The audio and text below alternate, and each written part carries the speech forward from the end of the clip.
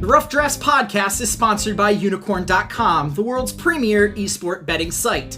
Log on today to bet on all your favorite esports titles at the simple click of a button. Choose your game, choose your team, earn unicoins, and who knows, maybe you'll earn enough to enter to win any number of fabulous prizes, such as Logitech peripherals or CSGO skins in their marketplace. Unicorn.com. Log on today.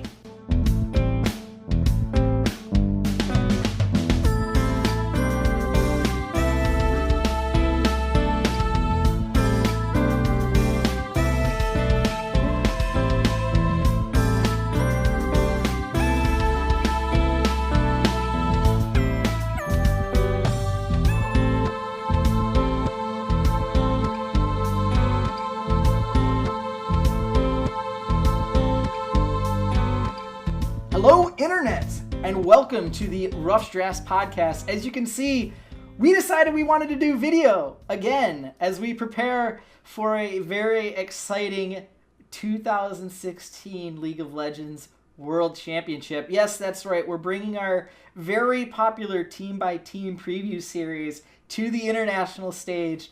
And by we, I, of course, mean my good friend, Chase, the RedShirtKing, Wassenar. Chase, are you excited to talk about today's team? I mean, anyone who saw my, kind of celebration dance there as soon as you introduced it, and then I remembered that you were still going to do an intro, so I had to awkwardly bring it in. It's hard to contain my excitement, man. We've got 16 teams we're going to be breaking down over the next 8 days. We're going to be putting all this stuff on Slingshot and trying out this new YouTube channel and everything else. And unlike the stream we did for the group draws, I believe this might actually work. And that is the most exciting thing of all. I hope so. Almost as exciting as the team we're going to talk about today. I hope so, since I'm the one that's doing all the video editing. So I hope this goes fairly easily. But speaking of the team that we're going to be doing today, we probably actually already spoiled it in the title, and that's why you're here. But I want to do this big reveal anyways. It's G2 Esports! Oh man, our boy Aussie. Congratulations. Our boy Ocelot. Man, what do you think is his happier accomplishment this year? The fact that he had a kid, or the fact that his team went to Worlds in his first year as an owner? Kid. I know it probably is. It's 99% sure. But it has to be that's one hell of a year. We can give him that at the very least. Yeah, that's two European championships for his league. His Counter-Strike team has been super successful. His Hearthstone his Hearthstone team has been one of the best Hearthstone teams in the world. He's had one hell of a year, and then to top it off with a child, that's a great year for the man that was once known as one of the most toxic people in League of Legends.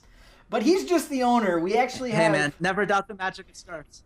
Hey, I watched him during those days, and to see where he's come from is absolutely phenomenal. He's one of my personal favorites in League of Legends.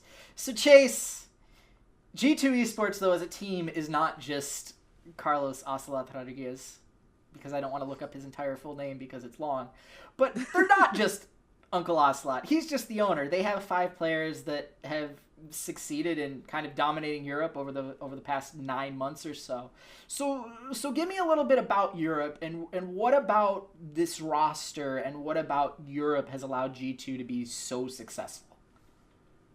Well, the thing that people have to remember about Europe is that this is a region that had huge hopes after 2015 when they sent 2 teams to the semifinals in both Fnatic and in Origin. As you can see by the format, neither of those teams are here at this tournament. The whole region has kind of been upended by the arrival of G2. You can make a lot of jokes about the MSI vacation. I don't tend to look at them for that tournament because, they made a decision for their organization that turned out to work for them all right, because I think they're in a group where they can absolutely succeed. But when you look at the team we have, this is Europe's shining hope for this split. This is everything that they could want from a team that would be going to the World Championship. You've got a 2-time MVP in Trick, a guy who we found out today on Slingshot, has basically been teaching himself how to communicate with this weird selection of buzzers and everything. It's just like he's got an Inspector Gadget vibe going on that I really enjoy. We've got Expect in the top lane, who I expect to be the focus of a lot of conversations about, whether or not there's enough talent in that particular lane to keep going. But overall, you took the best part of the Origin team that made it to Worlds and got to the semifinals last split in Sven and Mithy. Now have given them a whole nother year of experience, and you team them up with a player who is incredibly volatile in PerkZ, but was rookie of the split when he first came in, and is a guy that clearly has a lot of potential to make some pretty crazy plays. This is an exciting team. And if Europe is going to get any sort of a redemption arc after everything that's been going on with them, this is the team that I think is most equipped to bring that home. They're also the first European team to not be in Pool A because of that vacation. Let's be honest. They shot themselves in the foot by not performing at MSI, whereas some of the other fans, and even G2 has said it themselves, it's a good thing we won Europe because we just shot ourselves in the foot. We didn't harm someone else. We didn't, hurt someone else's chances. So it's also nice because they won. They got the prize money. There are a lot of other things that are nice about that. I think as altruistic as that sounds, I think the more important thing is just how dominantly they won. I mean, both of their series, it was 3-1 over the Unicorns of Love, 3-1 over Splice. And even though they gave up a game in each of those series, it wasn't particularly close. I mean, this is a team that just has a great understanding of the map and how to make use of it in order to really attack their opponents. When you look at what Unicorns of Love were trying to do, it's like, we got Visit Chachi, we're going up against Expect, we'll just kind of bomb that lane. And G2 said, of course you're going to try to do that. That's why we have the best jungler in the region. And suddenly, the Unicorns of Love didn't know what to do. And with Splice, it's like, oh man, Splice, they've got this team fighting, they've got all this energy, this could be, a very interesting matchup. And then G2 just overpowered them. It was like, when a big brother's like, oh yeah, younger, 5-year-old younger brother, come at me and pushes him away with one hand. It's been a dominance for them that really acts as a two-edged sword, because on the one hand, it shows just how much this team is capable of, and the things that they are doing are the kinds of things that we expect top-tier teams to do, whatever region they're in. But on the downside, it has left all these questions of how good is Europe really? And there was a huge panic at the beginning of the split that Europe was completely boned. And I don't necessarily agree with that. I think that we might have overreacted early on. But certainly when you see teams like the Unicorns of Love succeeding as much as they did, H2K finding a way to qualify on points despite never making it to a finals in either split, there are some legitimate questions here. And G2 is going to have to prove that they can do it against some of the best. But right now, they've beat everyone in front of them, and they've done it without seemingly breaking a sweat. Not a single 0-2 loss in the regular season for them in this weird best-of-2 format that us gambling fans were having to deal with this year. So I'm excited. I'm excited to see them match up against international competition. I'm more excited about when you have to talk about H2K, because you're going to have to be nice to H2K, and you're going to have to sing praises of my boy Forgiven. So I can't wait for that. But as you guys can see on the screen, the G2 roster, top laner Expect, jungle Trick, mid PerkZ, 80 carries Ven, and support Mithy. And for those of you listening to the audio-only podcast off SoundCloud, there's a picture here of the roster. So there you go. Yeah. You're going to miss out on some kind of visualness. So go listen to it on SoundCloud and then go watch it on YouTube. That's all I have to say about that. But you talk a lot about how Europe was kind of weak as a whole, and that's why G2 was able to be as successful as they were and sort of storm across the region. Maybe not in the dominance that the Huni Reign over Fnatic roster had, but it was still, like you said, they never lost a 2-game series. They never lost a series. They never lost 2 games in a series, actually, if we go into the playoffs where they went 3-1 in those 2 best-of-5s. So what is it about their play style? Like, what is it about the way this team plays that makes them so dominant? Well, the first thing is they have 2-time MVP Trick on this roster. And while Trick never did much while he was playing for my beloved CJ which, rest in pepperonis, guys. You served me well for 5 years. Moment of silence. The torture has ended. I may now watch the LCK every week knowing that I'm not inevitably going to be disappointed. Poor Shy. It is amazing. I thought things couldn't get worse than Space Prison, but here we are. Now I'm watching this jungler that they gave up on after a few games turn into what has been the key towards G2's long-term success. And it comes from a couple places. First of all, he places more wards per minute than most junglers, even in the most vision-heavy regions that we see. The guy is very good at understanding where the enemy is and being able to then make guesses as to where it's safe to put those wards down, make sure that he can then read the enemy's patterns and really take advantage of those predictable moments. You know, compositions, once you have a deep understanding of the game, and this is something we've seen guys like Faker accomplish in the past, you're able to predict your enemy's movements before they happen, and that's where G2's excelled. They're always at the team fight at the right time. Trick, especially in the early game, always seems to know where to go, and you've got this now veteran bot lane in Sven and Mithy that are incredibly dominant. I mean, it's hard for a support to win series MVP, especially a finals MVP. Absolutely. But Mithy in game 3 single-handedly won a game with his Tahm Kench. And it wasn't just that he played the Tahm Kench well when there were team fights. It was the fact that for 15, 20 minutes, at the beginning of the game, he was everywhere. I didn't know Tahm Kench could move that fast. I mean, a giant freaking catfish. He shouldn't be able to just kind of like bumbling around. And yet he was everywhere that the enemy team wanted him not to be. Now. Come on. Tahm Kench moves with all the class and grace of a sophisticated Southern gentleman. Let's be honest about that. That is absolutely true. Let's be honest about that. And it is, it's one of those things where Sven and Mithy can now look back and say that no one remembers the name of the damned in their old Origin team. But it's, that's a quote for people who remember the days in which there were actual quotes when you selected your champion in Champion Select. But it is one of those things where a lot of pieces seem to be fitting towards a very intelligent play style with a carry that they could trust. The question is going to be around the other 2 people on this roster who, as you know, and anyone who has been listening to this podcast before these team-by-team previews knows, I have mixed feelings about the other 2 members of this roster. But if they're going to get carried through... You don't like PerkZ? Okay. Let's talk about PerkZ since Expect is PerkZ. going to get railroaded just because he's not amazing, but he's been semi-serviceable since he took over for Kickus. But PerkZ, this is the guy to me. This is the trash talker. I'm so glad he exists because it would just be Forgiven chirping at everyone. And let's be fair, like Reckless and Forbidden, they don't stand a chance against Forgiven when it comes to trash talking. But PerkZ has been the guy that's been able to dish it out at just about as good as he can.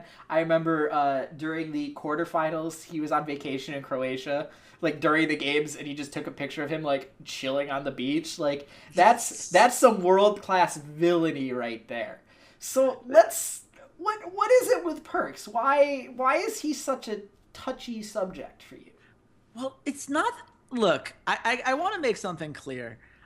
I've been a guy who's rooted for a lot of terrible teams.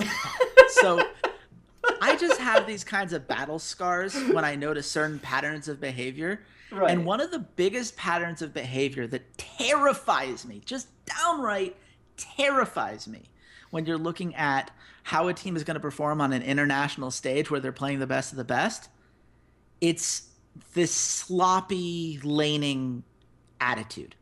Even in team fights, PerkZ is not a guy who thinks to himself, what is the most logical, intelligent thing that I can do to win this team fight? He is a guy that very much reminds me of Huni when he first entered the scene, where he just goes on instinct. He's like a rabid attack dog. You just let him off the leash and he just goes. And that works out really well unless your team is depending on you as one of the biggest damage providers, which is how this team tends to build.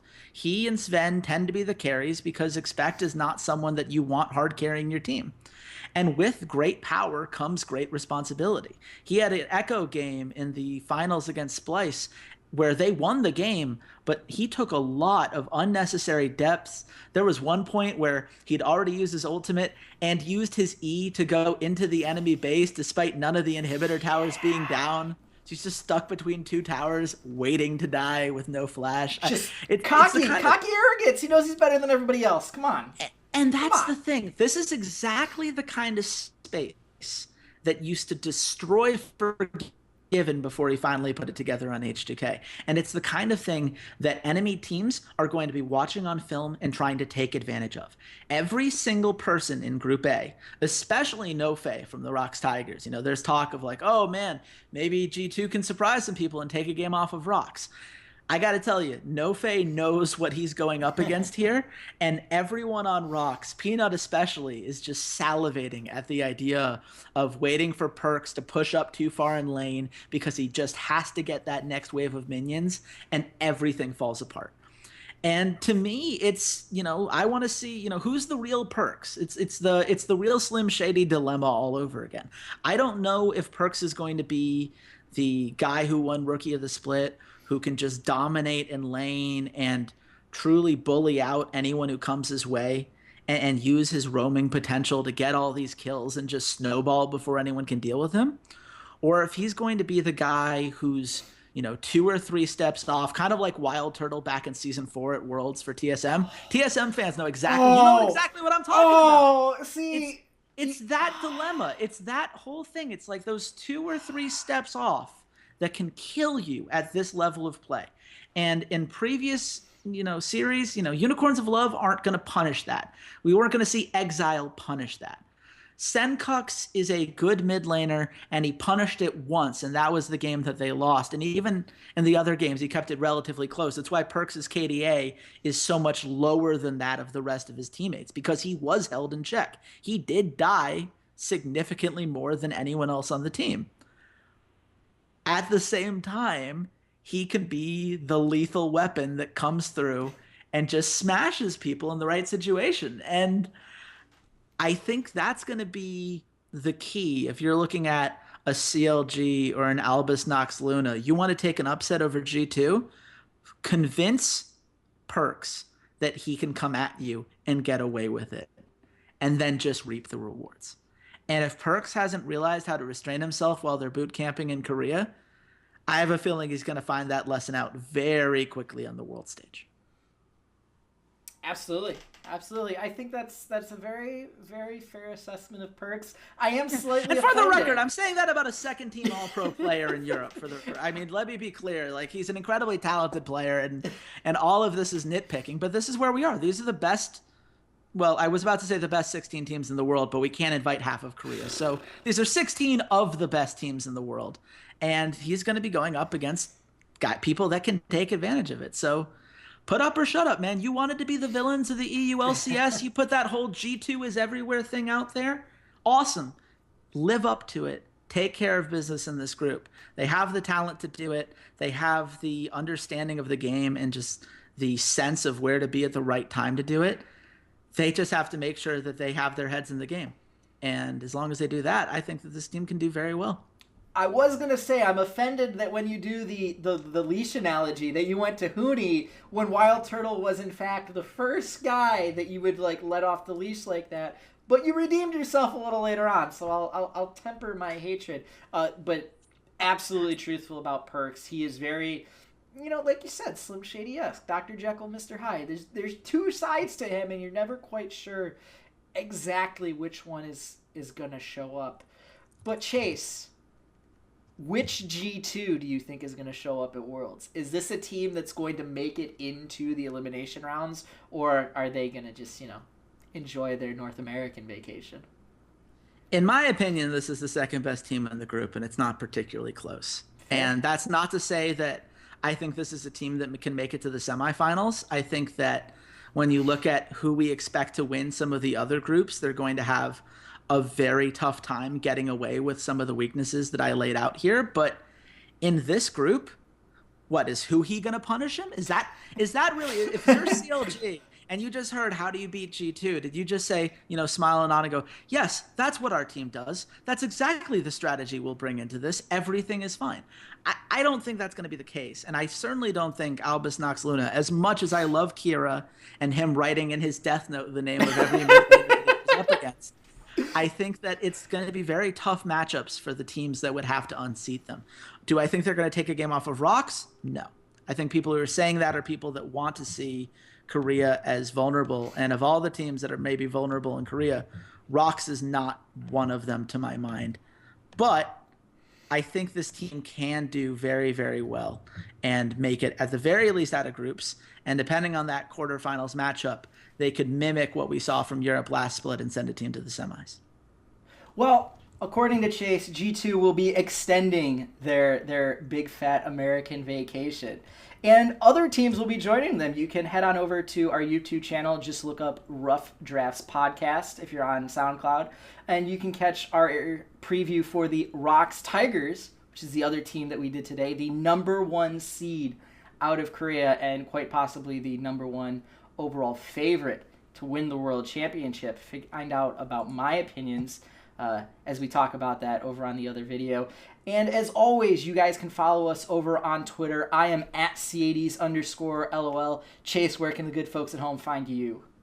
I'm at RedShirtKing, and we would love subscriptions for you guys both on the YouTube channel and, of course, at SoundCloud.com/esportsroughdrafts or on iTunes. If you search Rough Drafts there, all of those subscriptions are great. And especially, we're going to be tracking to see who subscribes where so we know what kind of content that you want. So this is your chance to let us know. And we'd love to hear from you. I hope that you guys have comments and that most of them aren't about how terrible we are. So thanks again for listening. And please, let's do this Rox Tigers thing, Walter. Absolutely. Let's go.